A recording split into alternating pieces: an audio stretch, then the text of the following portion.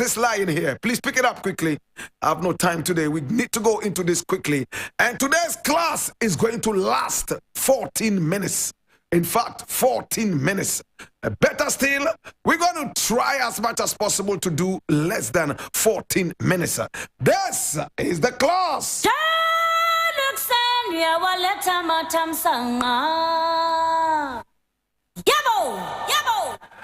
I'm most excited to be with you, my brother, my sister. This is the African History class, and today we're talking about Agnes Oforiwa Tagoe-Quarcoopome. Agnes is spelled A-G-N-E-S. Oforiwa is O-F-O-R-I-W-A. Tagoe-Quarcoopome is a hyphenated name, better still a compound name. T-A-G-O-E. Quarcoopome is Q-U-A-R-C-O-O-P-O-M-E. Agnes Oforiwa Tagoe-Quarcoopome.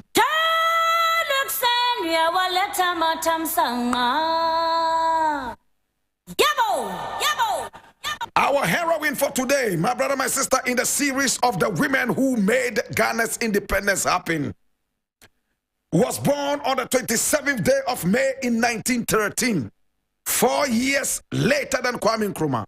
So she was 4 years the junior of Kwame Nkrumah, who was born in 1909. My brother, my sister, she was called Agnes Oforiwa Tagoe-Quarcoopome, aka Auntie Oforiwa. She was born right here in Accra on the 27th day of May in 1913. She was sent to school very early, right here in Accra, and she was so brilliant. Unfortunately, her parents were very, very poor.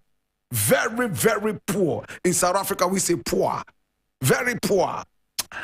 Her father was called George Ayikwefio Tagoe, and her mother was called Madame Okain. I like this name. Okain Ayi. Okain, not Okain, Okain. This is the first time I'm hearing this name. Oh gosh.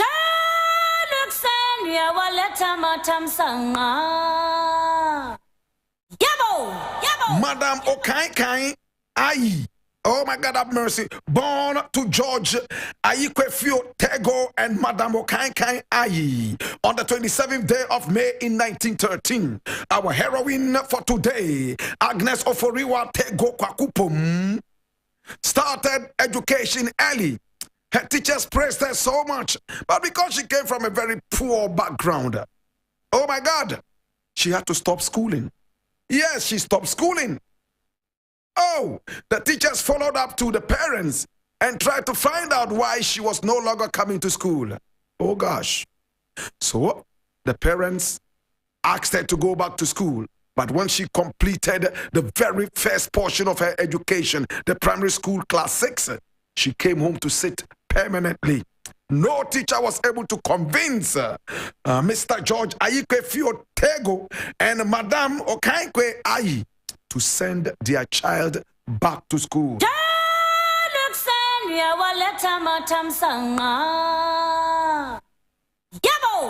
Oh, now she stayed at home, and in 1921, she was only 18 years old. She ventured into the market space of Makola at the age of 18, and over there she sold all kinds of things. Oh, she sold all kinds of things, right from candies all the way down to potatoes and even agushi. Oh my God, she also sold onions. Oh my God, this was what she sold. Gradually, she was making some money to even help with her parents' upkeep. She made so much money, and by 1929, oh my brother, my sister, by 1929, when she was in her early 20s, she was already a big woman at the age of 26. Oh my God. She made so much money at Makola Market. She was also in Okanshi, selling so many different things. It came to a time that she was the only recognized woman who sold very, very authentic European goods and also British goods. Oh my God, of course, that's European.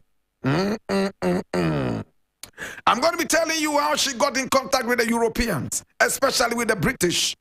Interesting things. Today, we're talking about Agnes Oforiwa Tagoe-Quarcoopome. This great black woman helped with the independence of Ghana. How? Listen to this story very well. Remember, she entered the market space in both Makola and Okanshi in 1921 at the age of 18. By 1929, when she was already 26, she had become a very strong force in both Makola and Okanshi. She sold British goods and other European goods. Oh gosh. She took the most vital space of business in Makola. By 1940, she had become one of Ghana's renowned market women. Oh my God. And was revered by almost everybody in the market. Oh, when you went to Makola, everybody talked about Auntie Oforiwa. Hey, her name became synonymous with Makola market. In fact, many people in those days, even going to Makola, they would just say, oh, I'm going to Auntie Oforiwa's market.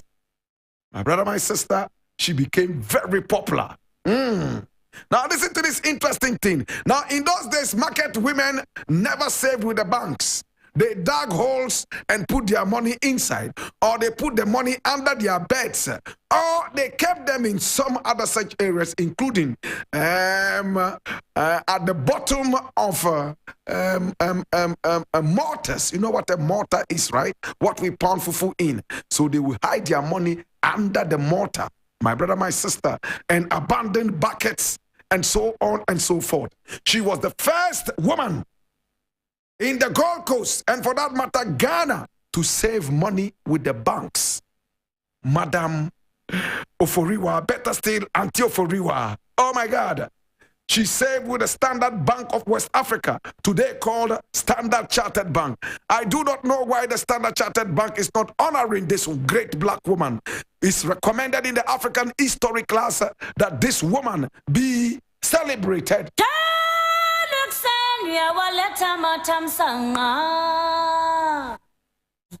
She was the first woman in this country to save with the banks. Yes, the first market woman. Oh my God. And she influenced other women from Makola and Okanshi to also save with the bank, telling them that they would get loans that will help them expand their businesses and the rest. She was a very powerful woman who also helped women expand their businesses, and they took care of their husbands in those days and turned the tables around. Men were those who took care of women generally. But in the days of Auntie Oforiwa, she helped women become market queens and magagias. Oh my God. She was able to make these women expand their businesses by introducing them to good banking methods and good business methods. And the tables turned around when women were now taking care of their husbands. Oh my God, right here in Accra and beyond.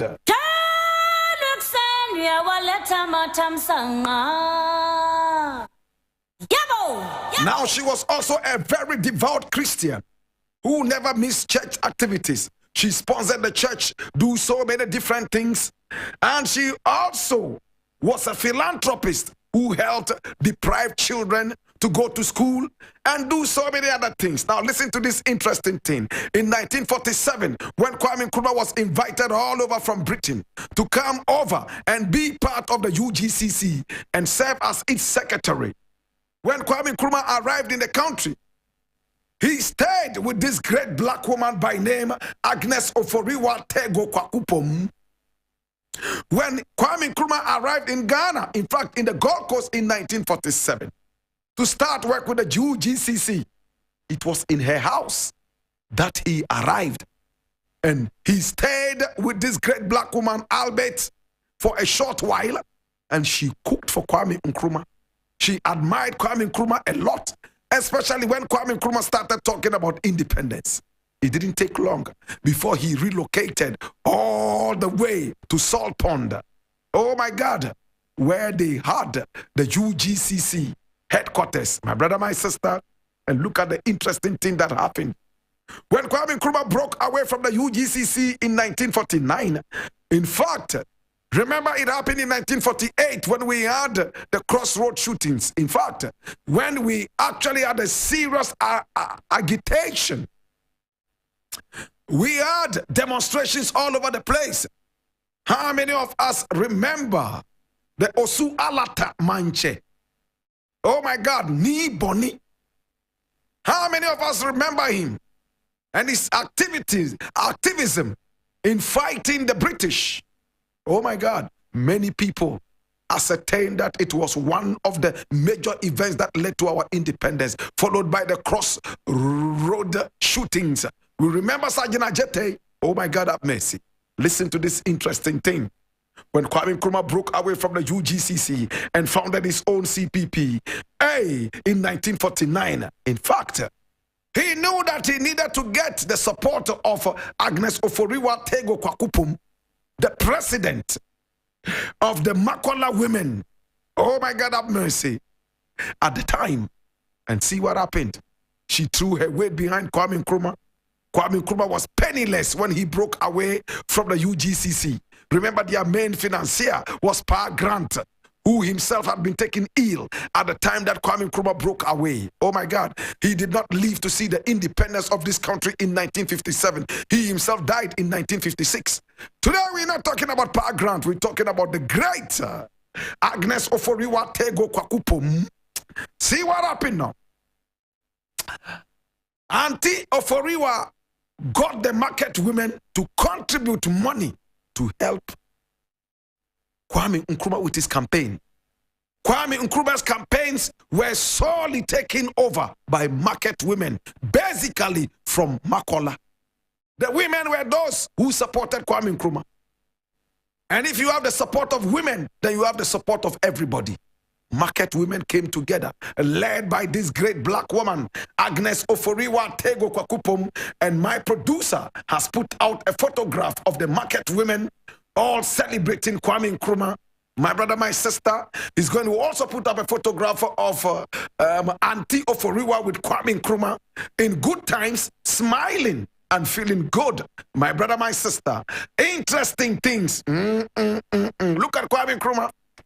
And look at Agnes Oforiwa Tagoe-Quarcoopome. Oh my God. With Kwame Nkrumah. Listen, she got all the wonderful market women to come out and support this great man. And see the interesting thing that happened. Kwame Nkrumah always gave them credit. In every campaign, he mentioned that he was supported by the wonderful people of the Gold Coast. In fact, including the wonderful market women. In all these speeches, when he mentioned the chiefs and the kings, he also mentioned the great market women. There was no speech Kwame Nkrumah gave without mentioning the wonderful market queens of Makola and the rest.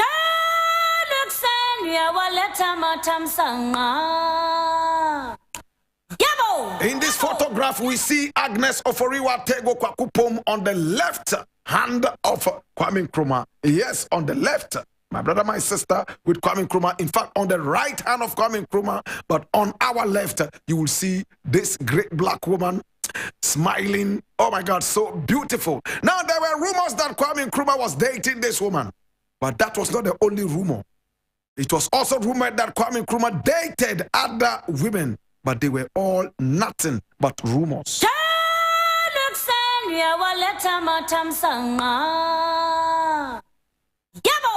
This did not deter Kwame Nkrumah from getting closer and closer to the market women.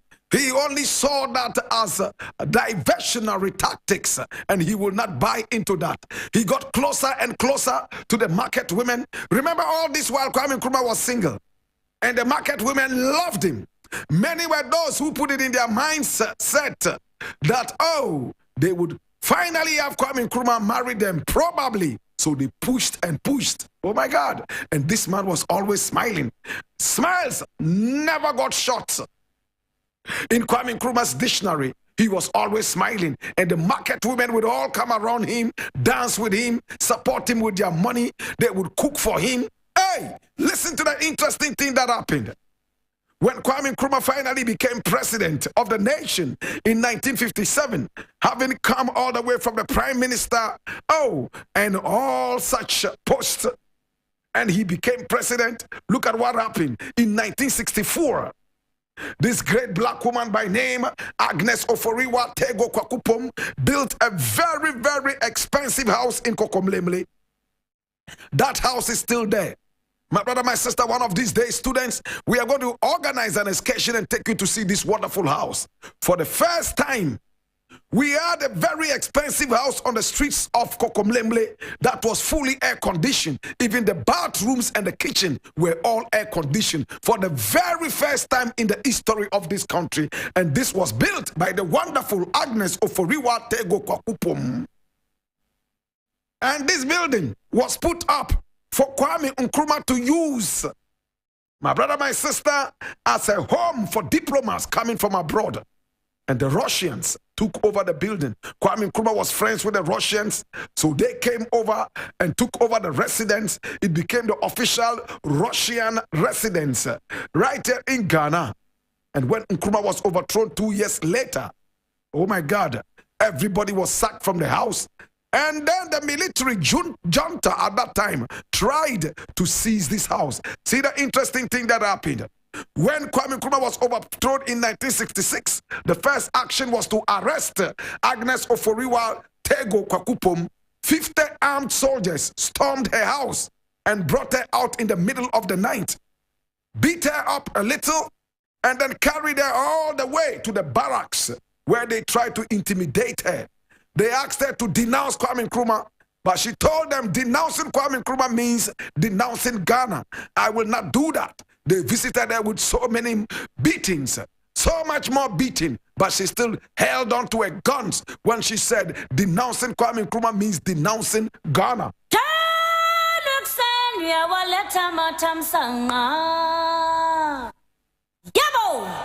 Now, when they had beaten her up enough, they asked her to explain what she meant by denouncing Kwame Nkrumah means denouncing Ghana. She said, he gave us Ghana. So if I denounce him, also means that denouncing Ghana. My brother, my sister, they finally let her out. Who let her out? Who arrested her in 1964? I beg your pardon, 1966, after the overthrow of Kwame Nkrumah. It was a man by name Lieutenant Atta. Remember, there was a coup d'etat that took out Kwame Nkrumah, and that coup d'etat was masterminded by E.K. Kotoka from Alakle. When Kotoka and the rest came together and removed Kwame Nkrumah using British and American intelligence, my brother, my sister, Kwame Nkrumah in 1966 was history to Ghana, but not to the wonderful Macaulay women and also Okanshi women. The market women were still in support of Kwame Nkrumah. And the military junta at that time looked for everyone supporting Kwame Nkrumah to harm or to even kill. But this woman, Agnes Oforiwa Tagoe, was so popular. She was very, very firm in her conviction. She was arrested by one Lieutenant Atta. Lieutenant Atta was the one who arrested this woman and took her all the way to the barracks. But she was freed by another Atta. And who was this Atta that freed her?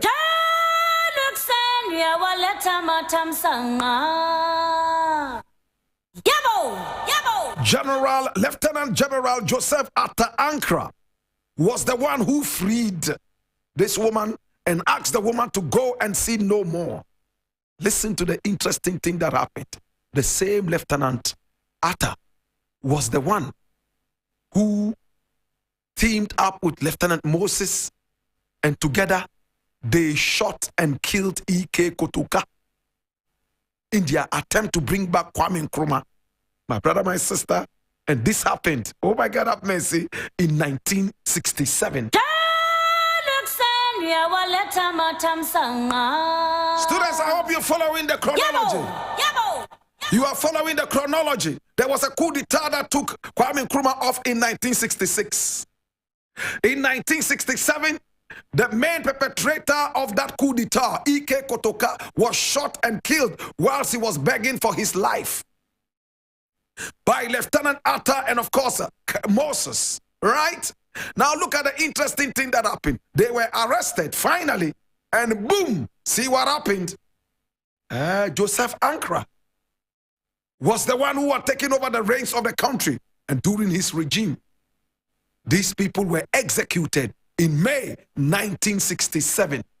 Now look at the interesting thing that happened. It was Lieutenant Atta who arrested our heroine for today, Agnes Oforiwa Tagoe-Quarcoopome. And it was the same Lieutenant Atta who shot and killed Ike Kotoka, wanting Kwame Nkrumah to return. You see the paradox in there?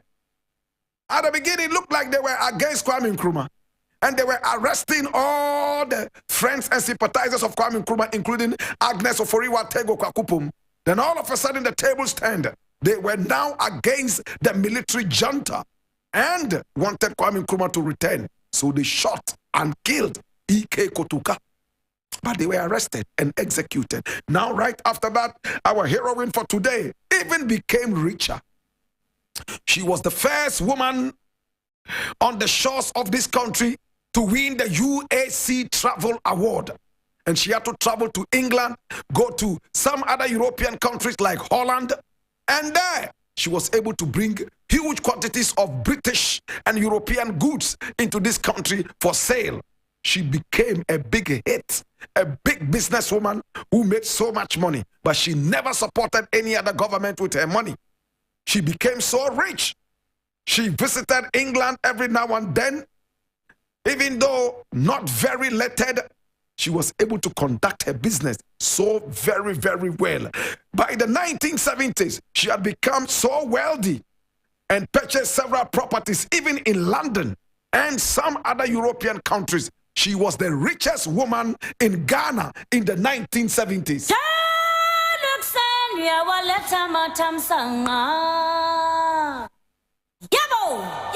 My brother, my sister, she continued to fund and support the CPP and Kwame Nkrumah till Kwame Nkrumah was gone. And when the CPP was disbanded, she never supported any other political party. She kept her money to herself, doing her philanthropy, and at the same time supporting herself. She became the richest woman in Ghana, owned property right there in London and some other parts of the world. Today, my brother, my sister, we're talking about one of the greatest women who supported the independence of this country. She cooked free food for Kwame Nkrumah. Oh, she was a woman who spent her money on Kwame Nkrumah's CPP. She was a woman who brought all other women from Makola and Okanshi to support Kwame Nkrumah. Everywhere Kwame Nkrumah went, they came to sing Makola songs. Oh, they sang such wonderful songs to push Kwame Nkrumah on. And Kwame Nkrumah was a musical man. So he would dance and be energized by these wonderful songstresses. When he got on the podium to talk, he talked with the energy of the Makola woman. Today we remember Agnes Oforiwa Tagoe-Quarcoopome, aka Auntie Oforiwa, this wonderful black woman. She died on the 7th of July in 1997 at the age of 84. Right here, we remember you, Mami. Mami, kai o, Mami. Mami, me say why be o, Mami. Mami, kai why be wate. In fact, sometimes when you sit back and look at the women who supported Kwame Nkrumah to rise to the top, you wonder why they never became part of the Big Six. Auntie Oforiwa, Uniyaminko. Auntie, Miss Uniyaminko. Auntie, Miss Uniyaminko, Auntie. Auntie, who are you, Auntie? Auntie, bye bye, yo, Auntie. Miss Uniyaminko. Auntie Uniyaminko. Auntie, bye bye, yo. Auntie, Miss Minubeko. Auntie Agnes Oforiwa Tagoe-Quarcoopome. Auntie Oforiwa. Auntie Oforiwa. Auntie Oforiwa. Auntie Oforiwa. Oh, Minister Nana. Inka Minister Nana. Inka Mapa. Minister Nipone Mapa. Auntie Baba yo. Oh. In the burden of knowledge, I ask you. Now that you know what to do, be an any layer mini obafe, Yezunda Kagane Mezaka yine, Yan Pabango Bokayan, if you are in Yanu Kaina war, Banaen Webeden, Banaen Webeya Bade, Lele Jima Singa Bekone, Lele Jima Singa Berry. Oh, how would the life of the wonderful Agnes Oforiwa Tagoe-Quarcoopome impact your own life in this time? How Minister Nepone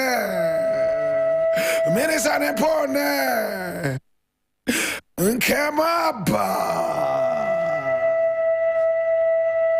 Oh, it's been the African history class, and today we've been talking about the great woman Agnes Oforiwa Tagoe-Quarcoopome.